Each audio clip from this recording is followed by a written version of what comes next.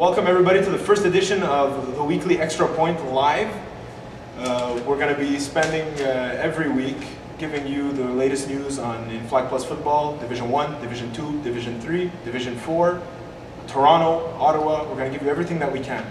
But right now, I just want to take a moment to introduce you to my board of experts.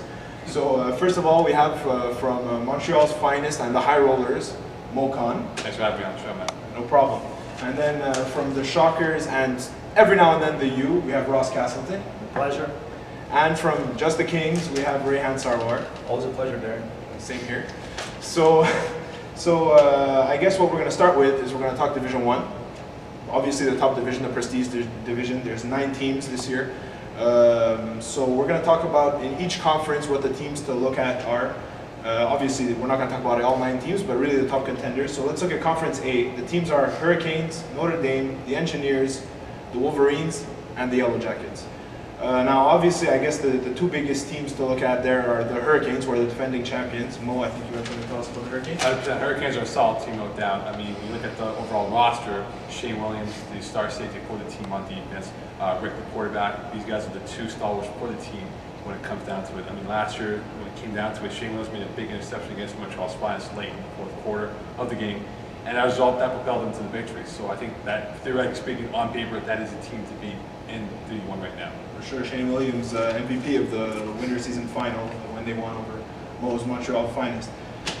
So that's for the Hurricanes, really, definitely the prohibitive favorite, as Mo said. So maybe the top contenders in that conference would be Notre Dame, a team that won in the winter season in the Division 2 championship over the Phoenix and now made the leap up to Division 1. But they have lost some key members, but they've added one big one as well. So Ross, you're going to talk to us about Notre Dame. Well, I think the key thing about Notre Dame was they've had an excellent GM over the years who's brought forth good players. They lost a massive player to their team, Hamid Marmoudi, who is by far the backbone to their defense, but they've had good play out of LaPlante and Roy. I think that the massive part of their offense will come from their brand new quarterback, Carmen Polici. He is well versed in flag football and definitely one of the best players in the league. So I think that they have a chance to contend if they come out of the gate struggling on defense. However, without Marmoudi, there might be problems down the road. For sure. I mean, in Division 2, they really had clearly the top defense, but fortunately for all of us in D2, I'm glad to say Notre Dame is no longer there. Exactly. But like Ross said, losing Mahmoudi is a big piece, and we'll see how they're able to rebound from that. It will be a challenge to be sure, and in week 1, we'll talk about this later with our picks for game of the week, but they are facing the Hurricanes. So that should be a momentum-setting game for both teams. So we'll move on to Conference B now. Conference B, there's the CLR Forces, Doomsday, Machine, and Montreal's finest. So we're going to talk about all the teams are good there, and all of them have had pretty good success over the years in Division 1 in FlagPlus football. But really the top 2 teams to look at there are Doomsday. Doomsday, who had a pretty good run last year, actually beat a team that's playing in Conference A, the Wolverines, in one of the most exciting games anyone's ever seen in the winter season. So Mo's going to talk to us about Doomsday. Doomsday, a great team to look out for. Chad Barnes, quarterback of the year last year in the Winter League. Excellent quarterback, has great throws on his passes. Whenever he needs to roll out and scramble, he can do that as well. Looking at the overall aspect, Kevin Wilson, star defensive player for the team last year, had a great year, had 5 interceptions, was top 10 defense. So these 2 guys are the players to look for when it comes to the Doomsday, who were formerly known as the Maroons. For sure, Doomsday, the Maroons back then had a great game. I remember Chad decided to go for it on a 2-point conversion instead of 1 point to tie the game late in the game against the Wolverines, and they nailed it. It was a perfect pass, and really that was one of the better plays of that season. So the other team, obviously, to look at in Conference B was Montreal's finest, who made it to the finals against the Hurricanes before losing in a really great game.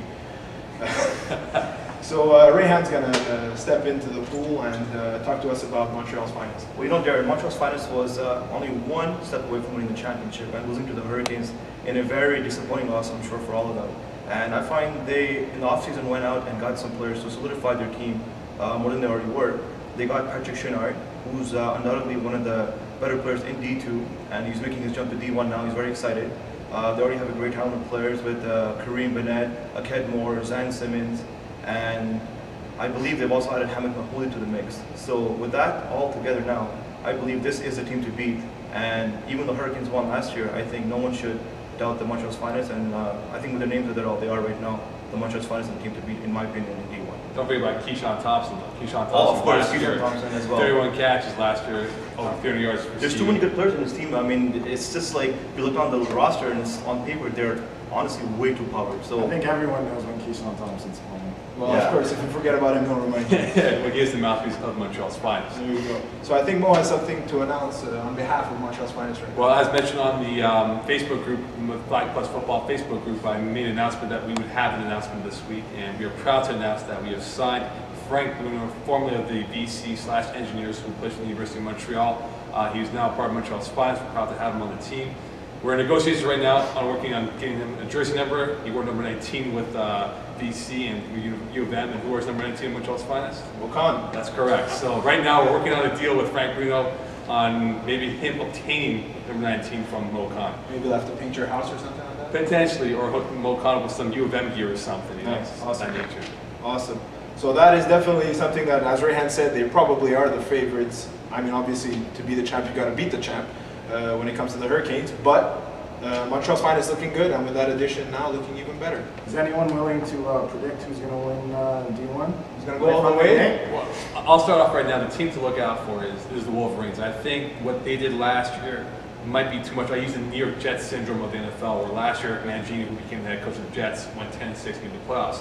The Wolverines, I think, have a lot of pressure on them because of the fact that, you know what, for a team that jumped from D2 to D1, having 5+ wins and almost being the Maroons on the last play could, you know, be pressure. You know, they could be feeling the pressure in the sense that, oh, we know we have to supersede what we did last year and do, you know, better, win 7 games, maybe win 8 games or 9 games. So I think the Wolverines might have that pressure bestowed upon them. As a result, may not do as well as they did last year. For sure. I mean, that's Wolverines. I mean, when you're talking about the Wolverines, one thing to know is that they have always risen to the challenge. But I agree with Mo. It's going to be difficult, and Division 1 is extremely competitive. But they haven't failed yet. 10-0 season in D2 on their way to becoming champions, and all near upset in the winter season in 2007. Anybody else want to take any shots? Any players? Well, I know a bunch of players I played with back in the day on the Hurricanes, with guys like Jay Ellie, Brian Talk, and their quarterback Rick. I think that defending champions have a shot to repeat this year. But it'll be hard out with Montreal finest loading up their team like they have. that's what I'm saying. If you look at all the teams out there, you have Chad Byers in the Doomsday, and as good as quarterback he is, you have Carmen Pulice in Notre Dame, and the guy, the proven winner, everyone knows that. But I think when it comes down to it, Montreal's finest just has too much talent and too stacked, and they have no weaknesses as far as I can look. So to me right now, even though Hurricanes are the defending champs, Montreal finest is a team to beat, and I think they should definitely take away the championship. All right, Rehan going on the record, putting Montreal's finest up there. Let's see if it'll pan out. We'll be moving on to Division 2 next. Let's see if it'll